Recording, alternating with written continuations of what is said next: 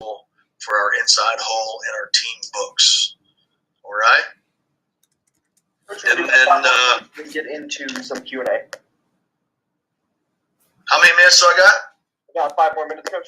5 minutes. All right. I better go a lot faster here. There's our put it on paper here for what our Friday duties are. Pretty simple. It's all on paper. Nobody can screw that up.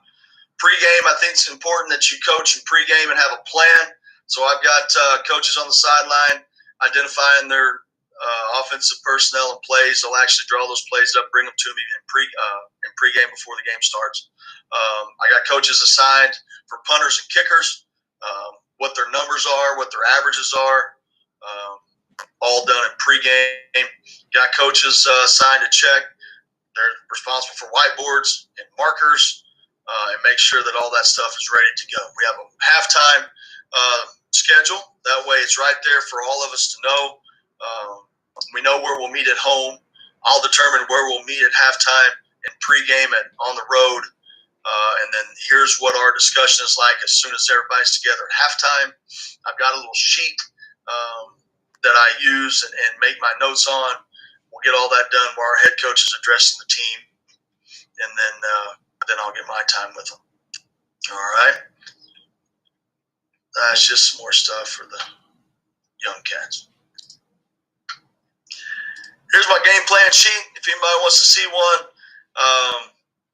I do it by field position, and I put it together all week long. So you'll see on first down, minus side of the field, plus side of the field, favorite runs, favorite passes, and then I'll organize over here what our calls might be. Usually it's by coverage, so this one is different coverages up top. Also, I've done it by personnel groupings, what we'd want to call by personnel groupings if they're a big personnel team. So that could change week to week. But as you can see, I'll put the information in there that's important.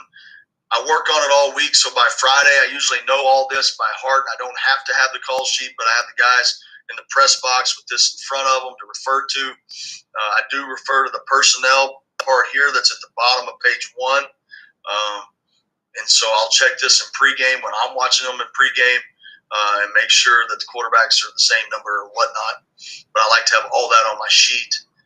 There's third short, third medium, third long, goal line, red zone, whatever it is. I like to put notes at the bottom, just stuff that I need to remember.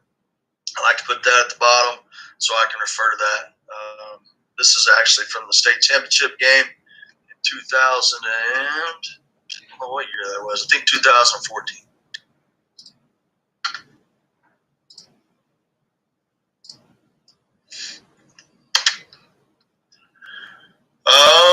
Film breakdown. I put it on paper for them. So there it is. That's what everybody's responsible for. We'll post that up in our video room. That way nobody can screw it up. It's all on paper. Press box communication again. Have a plan. Have it on paper for everybody to see. That way nobody can screw it up. In-game call sheet. That guy in the press box that records all our calls. He'll write it down in the press box. There's just I just did it on Excel. Pretty simple. But I do get in-game stats. This is pretty cool. We put something together on Excel. And we have in-game stats. So I have one guy that's writing, one guy that's telling him. He's going to fill out formations and just do tally marks, whether they're running the ball or throwing the ball to the strong side, weak side, field boundary, whether it's run, pass, left, right, first down, run, passes. All this stuff is done on this sheet. And what happens is I get real-time stats in the game. I can get them from series to series, quarter to quarter, or at halftime. That is huge thing for us to be able to do. I do make another checklist for halftime. There's that halftime checklist when our coaches get together. Our guys, with the data, give me that. I'll write it down. There's our tendencies: first, second, third down, run, pass, right, left, field boundary, strong, weak.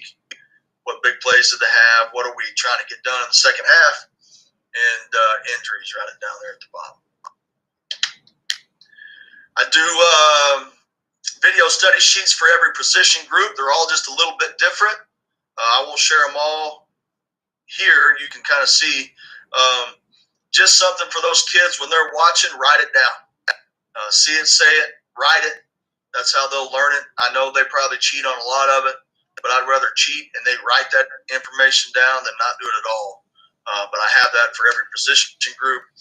We'll give it to them on Monday when we install meetings. They'll turn them in on Thursday, pre-practice.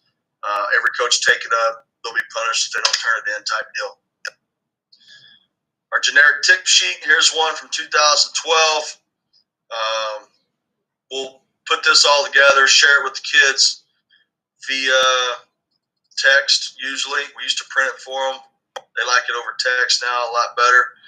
Just kind of tells them the game plan, what we're going to be in, top run plays, pass plays, formations, how we're going to call the strength, few notes, what our keys to victory are, and then we'll add to that our notes of how they're going to block certain plays, what their pass routes are, any new defenses, new plays that we have. We'll put all that in the tip sheet and text that out to those kids. 4 minutes and some questions, Coach. Yes, sir. I've got what we use for our advanced scouts to go. I won't show you everything, but if you guys want a copy of that, you can email me. It's pretty generic, but it's worked well for us.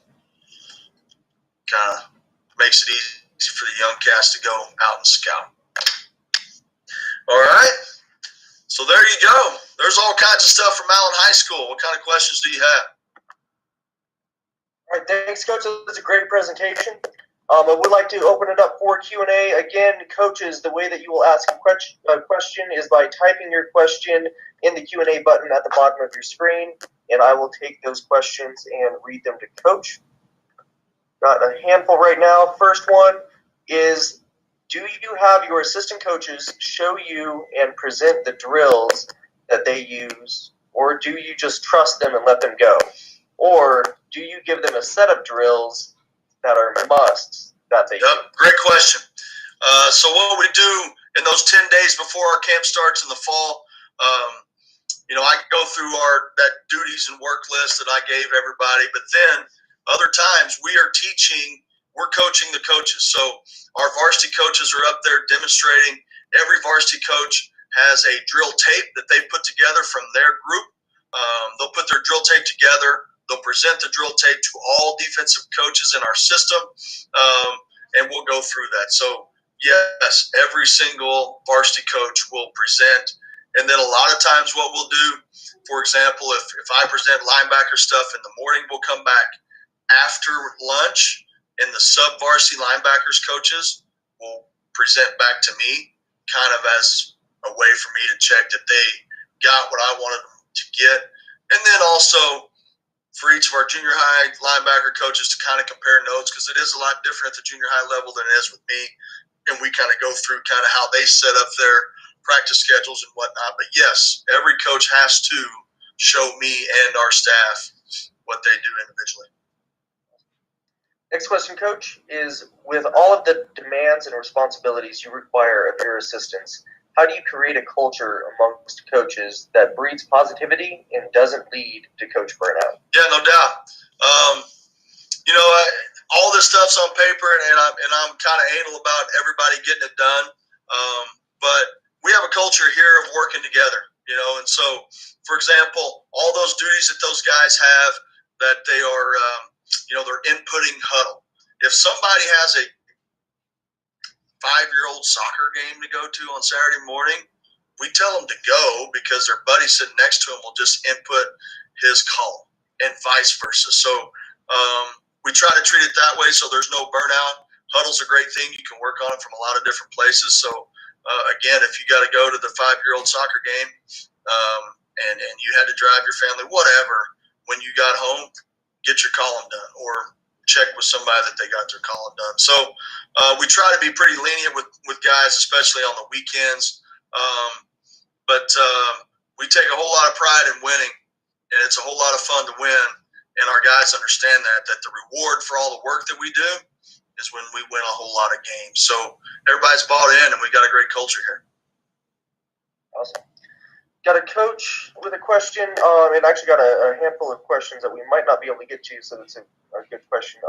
If you would like to share your email with everyone here, and then if anybody can reach out with additional questions later too. Absolutely. My email's on the screen. I don't know if you can see it, but it's Corey.Kane@AllenISD.org. CORY, no E in there. CORY.CAIN@AllenISD.org. You can catch me on Twitter as well @Coach Corey C, and you can hit me a DM and we can connect that way if we need to. Awesome. Appreciate it, Coach. Yeah, my Q&A box was covered in that. I will type that in the chat too, just in case anybody wants to copy paste it. Next question, Coach, I have is, can you show the press box coach sheet? Press box coach sheet.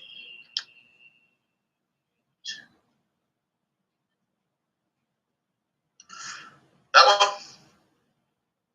So this one is pretty straightforward.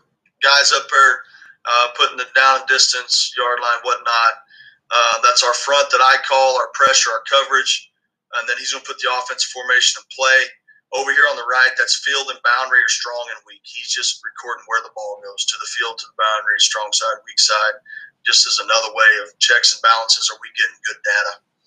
When a series is over, he'll just draw a line under there. If the first series was 10 plays, he'll draw a line under there so that we know that was the first series. He'll write a little number 2 out here next to number 11, so we know that's where the second series starts. So we'll know series by series on that call sheet. How do you help new coaches learning to break down film? A lot of teamwork and a lot of time. I don't expect for the coaches to come in and speak my language and be able to call every formation quickly. It does take time. I understand that. So the new guys aren't going to get 4 columns to fill out. We'll teach them how to do field and boundary first and get them going on that and kind of build from there. And as their confidence grows, you know how guys are. The young ones that are really interested in learning and getting after it, they want more columns. So once they conquer one, we'll just keep giving them duties, and before long they can do lots of things. Next question is, can you show your defensive line film study sheet? Sure. Let's see here.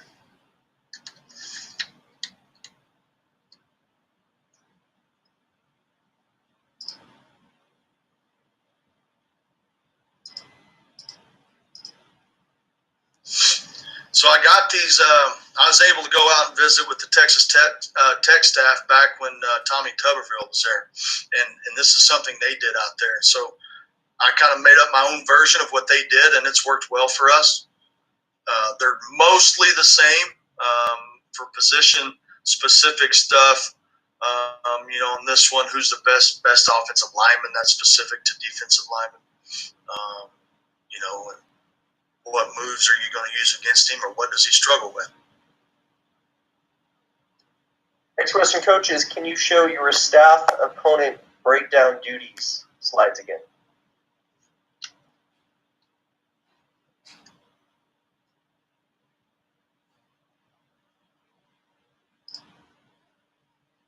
Oops, sorry, wrong one.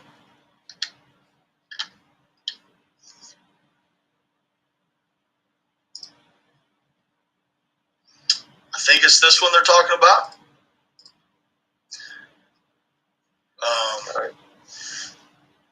So this coach here is responsible for formations, emotions, so on and so forth. Every coach has his own responsibility or his column and huddle.